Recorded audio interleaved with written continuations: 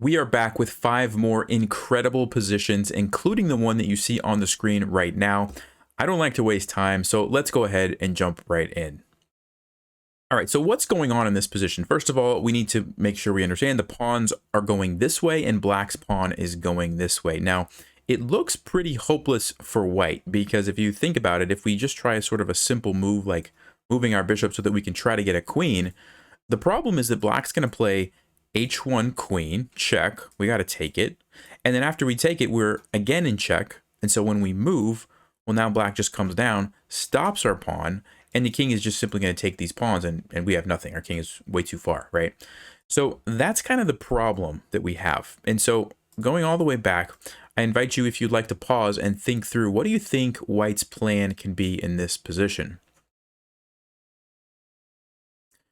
Well, if you had a chance to do that, the move that white needs to play is the amazing bishop to h1. See, the threat of black getting a queen was so strong that we just had to stop it. And so even though we're giving up our bishop, at least we're kind of delaying, black from getting the queen. So, of course, black has to take, otherwise we just get a queen next move.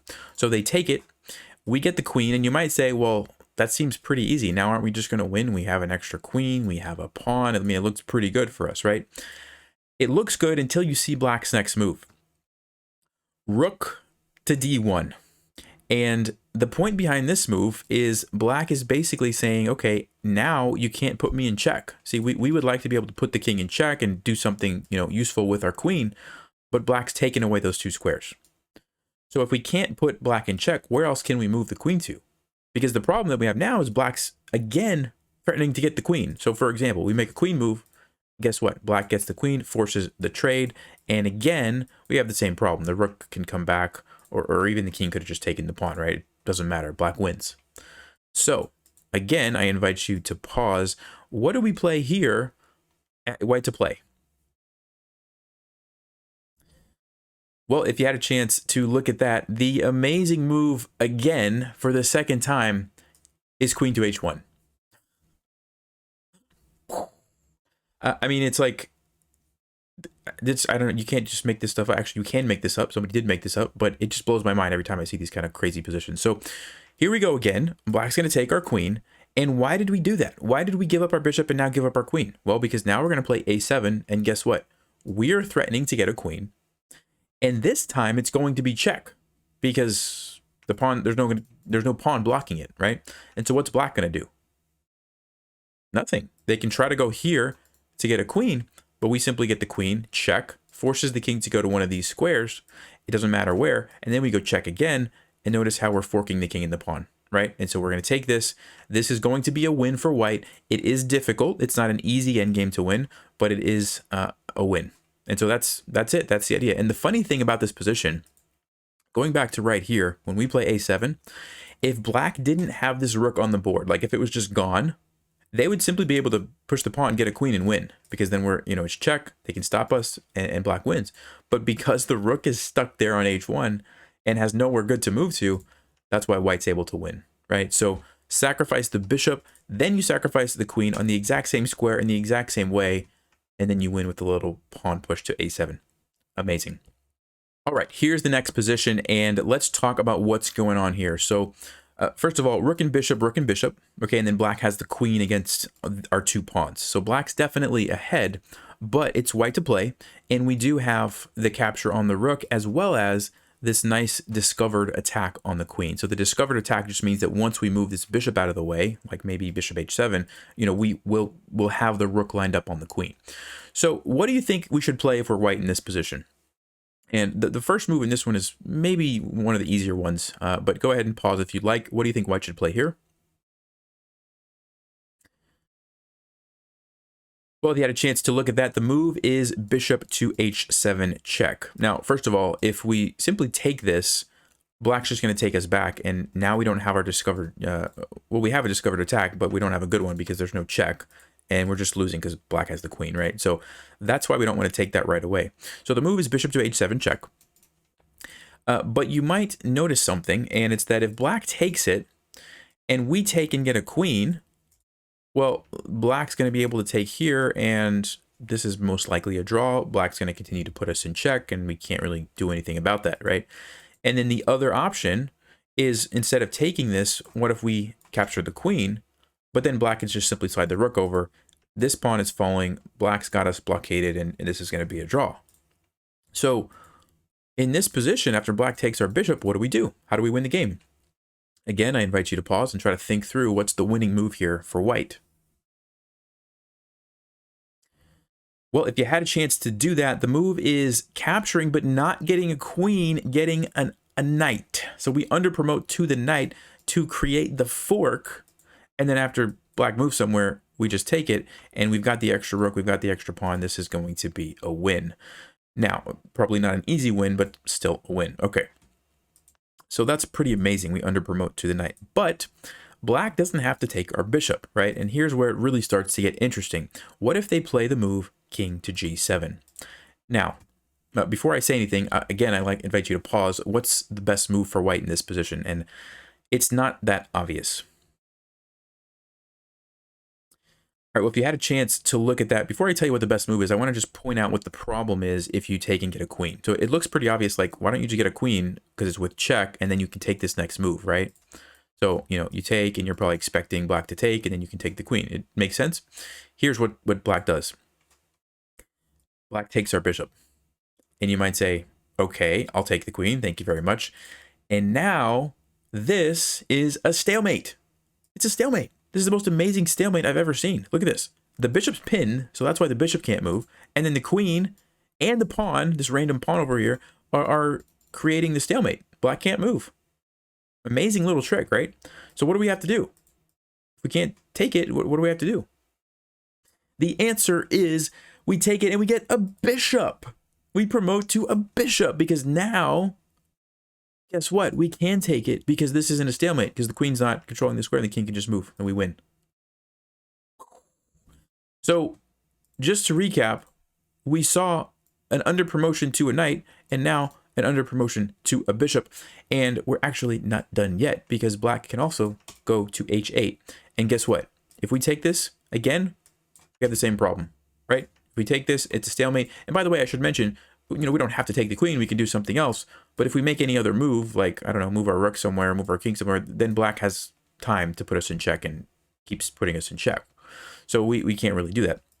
So again, what do we do after black plays king to h8?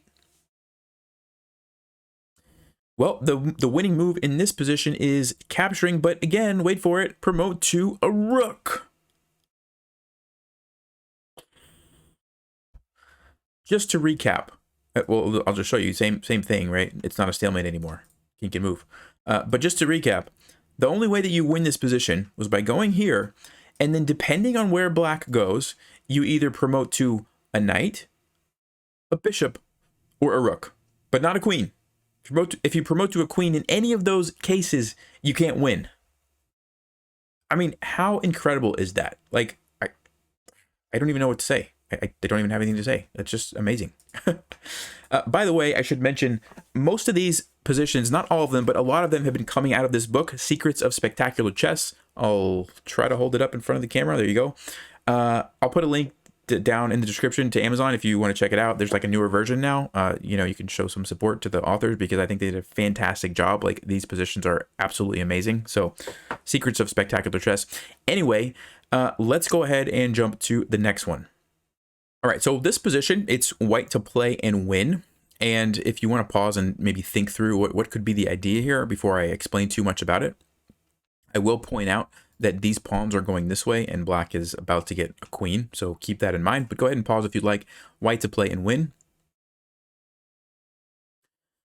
So the one thing that we have going for us here as white is that the black king is limited in where it can move to. So if you check right now at this moment, the king actually can't move, right? Because the king is covering these squares, the knight's covering here and here, the pawn is covering these two, this knight's covering here. The king can't move, okay? So if we had a way to put it in check, we would just win the game, but we don't, right? None of our pieces can put the king in check.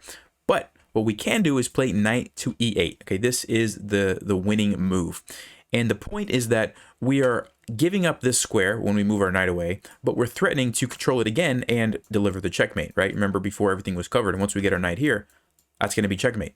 So yes, black can get a queen. Doesn't matter. Game's over. Yes, they can get a queen over here. Doesn't matter. Game's over. So they can't actually get a queen. So what do they have to do? King to e4. Okay, so now what do we do?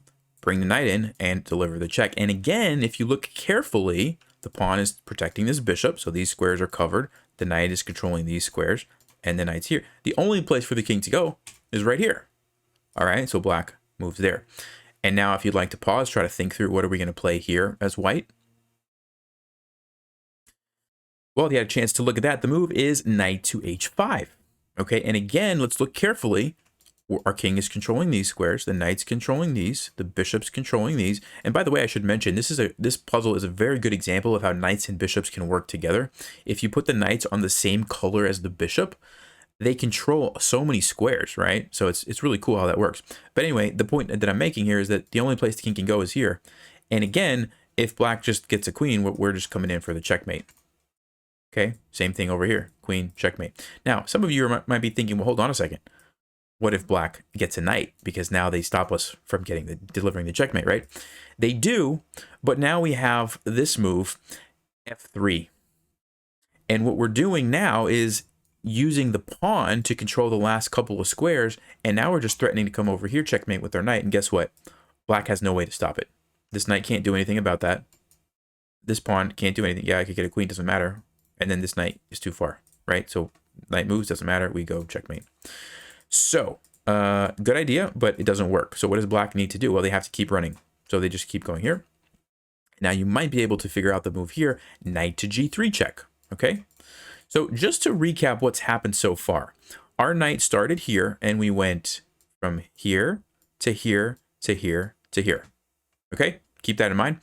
And after this, we now can simply take this pawn, all right? So we did this little dance, boom, boom, boom, boom. And we take the pawn on e2. And again, even if black tries to get a queen, we have another checkmate threat, right? Same deal. The king is trapped. All right, so black can't do that. What do they do? King to e4. All right, what do we do? Knight to c3 check. What do they do? Only move. King to f5. Notice how the black king has been stuck, just going back and forth between the same couple squares, and they can't get out, right? Now we play knight to b5. What's the point? We're threatening to come in here and again, deliver the checkmate. Because check this out. Bishop's controlling these, knight's controlling these, king is controlling this. King can't escape, right? So this is our threat, checkmate. So again, black can't do this or it's game over. So what do they have to do? Back here. And now we go knight to d6. So just to recap, we went from here to here to here to here, captured the pawn, to here to here to here. I mean, this is like so cool. Like, this is why chess is so much fun for me. We just made a loop with our knight around the world with our knight, and all to capture the pawn. I mean, look at this. I'll show you the first position. This is the very starting position, and then boom. Here's the position. Well, minus the king move. Here's the position that we're at now. It's the exact same position except we took the pawn. Okay. So, what do we do now? We got rid of the one pawn, which is important, which we'll see in just a second, but here's a good moment if you'd like to pause. And now is where the strategy changes a little bit. What do you think white should play to win? Well, if you had a chance to look at that, the move is knight to d3. And this time, we're going to come over here and deliver the checkmate with this knight. And you might say, well, why couldn't we do that from the start? Well, if you imagine this pawn that was here that we captured, it would have gotten a queen and stopped our knight, right? So that's why it was important that we did that whole around the world thing with our knight to get rid of that pawn. And now we come here to threaten the checkmate. So again, if black wants to survive, they have to move. And now we can play d5 check. King has two options, king c7 or taking. And so let's look at king c7 first. What do we play here to finish off the game? It's actually checkmate in 2, if you'd like to pause and see if you can find it. Well, if you had a chance to do that, the important thing to notice here is that the king is almost trapped. All of these squares are covered, right? Except for these two. So what do we need to do with our remaining knight? Well, we need to move it right here because we want to go right here to deliver the mate. So knight to b4, and black can't stop it. They can move their knight, doesn't do anything, so we still checkmate, or they can get a queen or whatever they want, doesn't matter. It's checkmate with the knight. Amazing, right? So let's go back. Therefore, black can't do that. They have to take the pawn. And now, again, it's checkmate in 2 moves, and this one is also pretty cool. So if you'd like to pause. And if you had a chance to do that, the move is knight to b4 check. And again, if you check carefully, because of the way that the knight and bishop are set up, the only place the king can move is right here. e5 is the only available square. And then we deliver the pawn checkmate. So just to recap, the knight did a loop around like this, captured the pawn, went back to where it came from, and then the king is just stuck. So mate in 12. It was mate in 12 from the starting position. Amazing, right? Amazing. All right, let's go look at the next one. All right, so before I say anything, again, it is white to play and win. If you'd like to pause, feel free to do that. All right, if you had a chance to look at that. So what's going on here? Well, first of all, obviously black has the extra queen, but if we're white, we do have this pawn, which is about to become a queen of her own. Okay, so that's the one thing that we have going for us. But you might notice that if we get the queen right away, black's going to simply take here with check. We have to move back somewhere, and then black's going to basically have perpetual check. We can't ever get out of the checks from the queen, right? And eventually it's a draw. So that's kind of the problem that we have. We just can't get the queen right away. So what do we need to play instead? The move is knight to e4. And basically we're just defending our pawn, and now we're threatening to get the queen. All right, cool. So black has to play queen f3. That's the only way for them to stop the pawn. And now is the really mind-boggling move. If you'd like to pause and try to find it, what does white play in this position? Well, if you had a chance to look at that, the move is f8 queen. And you might be saying, wait a second, Nelson, nothing's defending the queen. And you would be right. Nothing is defending the queen. So bye-bye queen. Queen takes f8. What's the point? Why did white sacrifice the queen for seemingly nothing? Any ideas? Well, I'll go ahead and tell you. The reason is we wanted to move our knight back to f6. What? What are we doing, right? So it's pretty incredible, but the point, here's the point. The point is that we're trying to checkmate black's king. We would like to play f4 and c3 checkmate. So for example, if black takes our knight, we're going to play f4. King is trapped. Next move, we're playing c3, and it doesn't matter what black does. If they take it, c3 checkmate. If they move something with their queen, c3 checkmate. Doesn't matter, okay? So that's the point. We had to lure the queen away, blockade it with our knight from getting back in, and then use our pawns to checkmate the king. I mean, of course, right? It's obvious.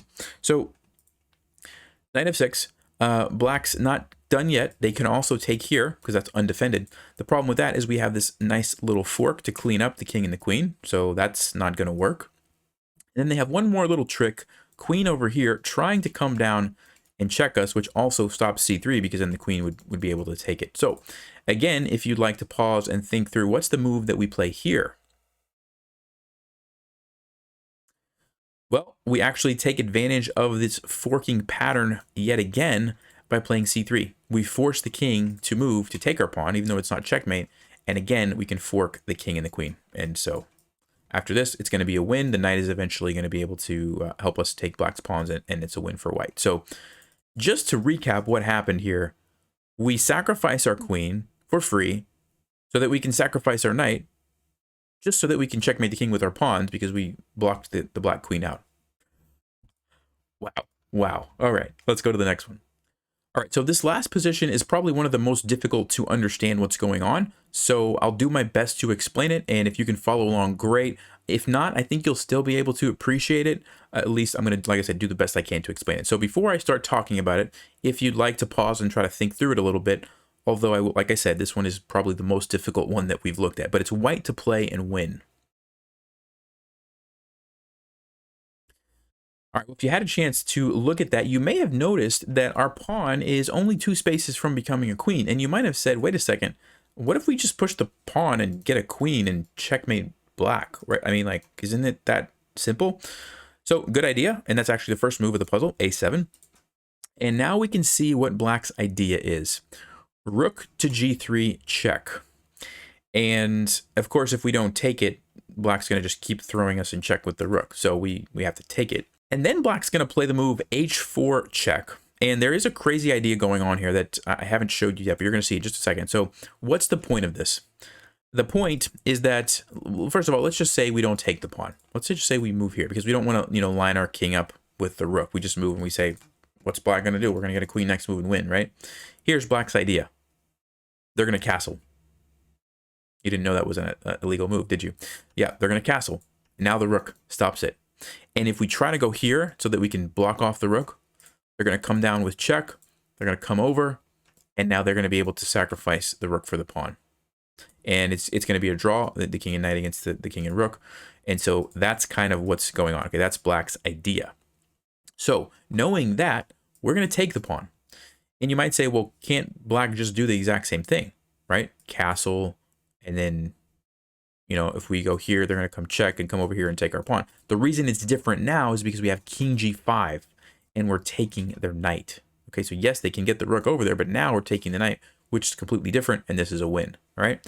So having said that, now is where it starts to get pretty confusing, because what black does, instead of castling right away, they throw in this knight check. And now we have to make a tough decision. And the decision is, where do we move our king to? G4 or G5? If you want to pause and think through that, feel free to, but I'm going to be completely honest with you. I had no idea when I was looking at this myself. And so I would be surprised if anyone is able to figure out which move is correct. But if you would like to pause, go ahead, have a shot at it. Which move should we play and why?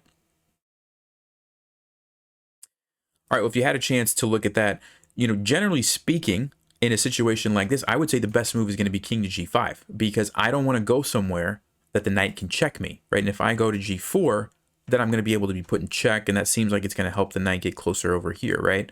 So I wouldn't want to go here. But that's actually the correct move in this position, okay? And the reason is because if we go to g5, which is the more logical looking move, it sets us up for a little trick. And here's the trick. Black's going to castle, right? We're going to try to go over here to get the block off the rook. And now black plays this move, knight to d4.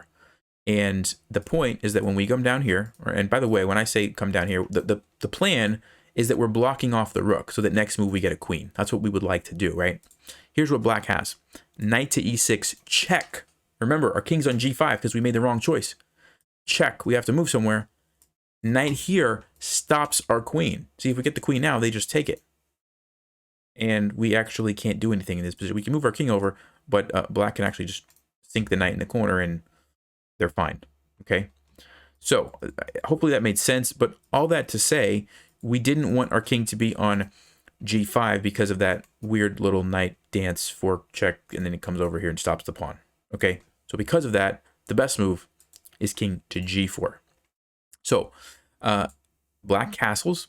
We try to go for our little trick again. And now there's this sort of dance between the king and the knight. And I'm not going to get into all the details because it gets pretty crazy. But basically, the knight goes check. We move to h5 because we're trying to stay out of things. Knight goes to d5. There's another little check here that we have to watch out for. So for example, if we just try to go here, black has... Actually, no, they don't have a check. They just play knight c7. Sorry. See, I'm even confusing myself in this position. They just have knight c7 is the easy way here. So what do we have to do? We have to play king g5. And it's kind of like a zugzwang where black has to move, but they don't want to move, right? Because right now, they're in a pretty good setup. Like I just showed you. If we push, well, then the knight comes in, they stop the pawn, and they're good. But they don't want to do that. And so what do they do? Well, that's why we play king g5 to put them in this position. And so, for example, if they play something like rook e8, now we can go here, and it's a different position because the rook is not defended by the king. Okay, and so we simply take it, and the king can't capture it. The knight has to, and then we get the queen. All right, so I feel like I'm not explaining this one super great. It is very confusing, but basically there's this whole dance between the king and the knight. There's one more try. Black plays knight f4, king g4, knight d5. King g3 is kind of the exclamation mark move. Finally, the king gets out of the potential checks. And then after knight e7, you simply play rook to b8 and white wins. So yeah, that last one, I mean, it's pretty crazy, but just going back, basically what it comes down to is you have to get out of these knight checks. So if you leave black this option to have this idea of getting the knight there, they stop the pawn, but you have to do it in the right way so that it's zugzwang, so that they don't have any moves, if that made sense. Anyway, white wins. That's how. Feel free to put this position in Stockfish if you would like. Now I'm going to show you over here 5 single bishop checkmate positions. So what that means is it's where a single bishop delivers the mate, not something that you see every day. So I'll see you over there real soon. Take care.